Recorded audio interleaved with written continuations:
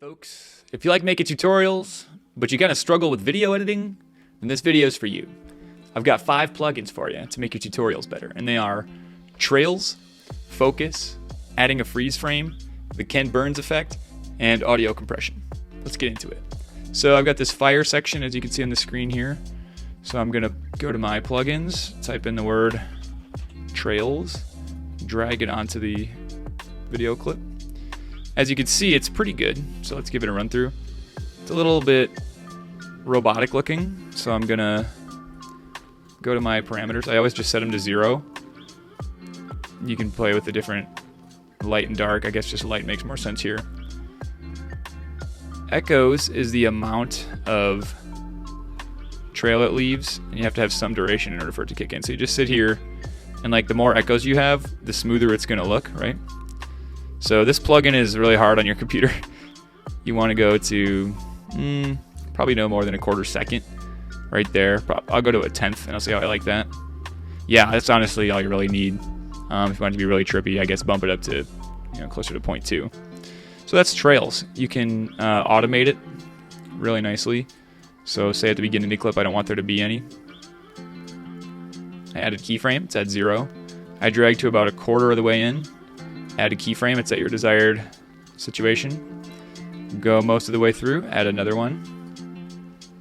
And then when you get to the end, you want it to turn off. You go there, so you go back to 0. So it's 0, so it's down, up, up, down, if that makes sense. There's always 4 points if you want it to automate in and out. I like leaving the audio in my fire clips because I think it sounds cool, even though my neighbor was yelling at me. Yep, so there's Trails. Does it inherently make the tutorial better? No, but say you were doing flowers and you needed to emphasize the flower pattern more, like in the classic Nick Woolsey's, Flow Toys videos. This is how you can do that. It's a lot better than like AR Flow Arts to do it on a computer. I find the Trails plugin is a lot more customizable. Anyway, the next plugin number 2 is going to be Focus.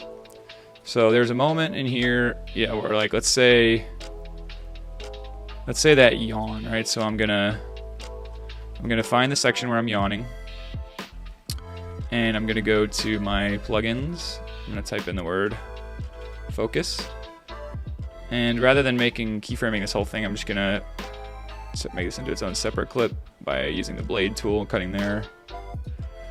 And we're gonna do the same thing we did for Trails, which is where I'm gonna set the focus amount. First of all, you grab this little thing, put it on whatever you want to be focused.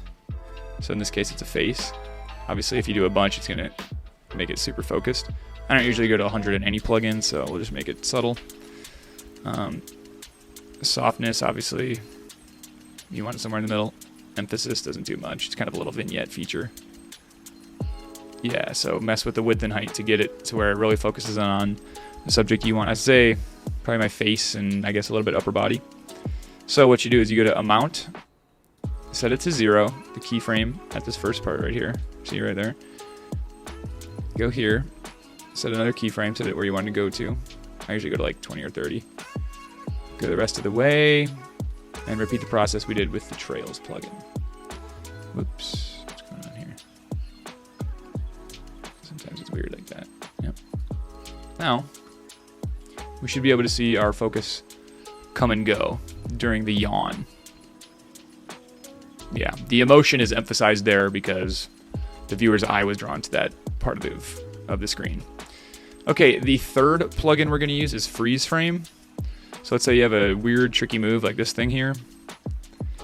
I usually like to freeze frame right when you let go of something, because if you could freeze time, that would be the moment you need to know. Or when it's at the apex of its height. So like, say right there, right? I don't know how you're supposed to actually do this, but I go to the top where I click. I guess if the screen's not recording it, but you go to Help, this little search bar comes down, and you just type in the word freeze frame. It'll go to Add Freeze Frame. Click it right there. I think it's automatically, like 1, 2, 3, 4-ish seconds, which is just probably stock time. I trust Apple. They probably know what they're doing. A couple things you can do with freeze frames is like zoom in on it, right? So change your scale a little bit higher, or you could zoom in so that the viewer can more easily see what you're pausing it for. Like the reason I'm pausing it is because I want the viewer to be able to see the angle, right? If I measure this angle, it's like just under 90 degrees. Telling people what angle you're using is really helpful so they can wrap their brain around it. And you can add freeze frames anywhere. You can lengthen and shorten the freeze frame by dragging on it. I usually leave them at about 4 seconds. It's just a stock amount. Sometimes I'll go a little bit longer or shorter, but for tutorials, 4 seconds is nice. Okay, so we're steady rolling. We've got ghost trails, focus, and a freeze frame. Now let's start to use some Ken Burns effect. You want to show at the beginning of a video that you have complete control over your video, right? Which is typically done through subtle editing techniques. So I like to really establish who the subject is. The way I do that is by using Ken Burns, first starting on the subject and then zooming out to show the rest of the environment, so that they can first establish who the video is going to be about and then establish where after that. Another technique, I should just say this, is I usually clip all the audio out. See how I dropped the audio out right there? I'm going to keep it during the fire section because, like I said, the sound of the fire is really cool. But anyway, yeah, so we've got some pretty subtle Ken Burns in the beginning. You typically want to use it, 2 or 3 times throughout the video, so let's pick another time to do it. I'll probably zoom going in. It's under crop. I don't know why it's under crop. Ken Burns right here. So I'll probably just have like a really subtle movement zooming in near the end. Rule of thumb is typically to keep that crosshair on the subject. So I'll probably start with it, slightly zoomed out on that whole house background and have it just slowly zoom in on me. See how subtle that is? But it shows your viewer that you have total control over like the framing, and it's pretty easy to do. Zooming in and out really draws the viewer's attention to something too. So I recommend using Ken Burns, like I said, 2 or 3 times per video. Okay, the last one is audio compression. So there's a couple different ways to do this. I don't use EQ anymore. I only use that in like music editing. I always just pretty much go to loudness. Loudness takes quiet sounds and makes them louder, and then uniformity takes loud sounds and makes them quieter. So it's pretty nice if you want to emphasize a sound without just cranking the volume right here. See how I'm still at 0 decibels? Like overall it is making it louder, but uniformity is really nice if you're trying to emphasize a sound. Voice isolation is super dope. I do actually use voice isolation a lot. You want to just play with these to find whatever doesn't sound unnatural. Once it sounds unnatural, then it's kind of uncanny and people are like, ugh, I don't really know if I want to listen to this. So I recommend using loudness first to boost what you want to boost, in which case it'll be like my voice over a song in the background, and then just click through voice isolation to see if there's any background noises. I guess you could use noise removal. I don't really use noise or hum removal that much. They kind of make it sound robotic. But voice isolation and loudness seem to do a really good job together. Anyway, those are 5 plugins. I think that a lot of tutorials don't get watched because they're boring. I know people who even make tutorials and they don't watch other people's tutorials because they're boring. So it's kind of a weird world we live in. I recommend however much effort you put into the art form, you put into the marketing of the art form. It just tends to get more engagement if it's packaged nicely. Something like 40% of the price of a product comes from its packaging. So I apply that to tutorials, like the video editing is the packaging, so to speak.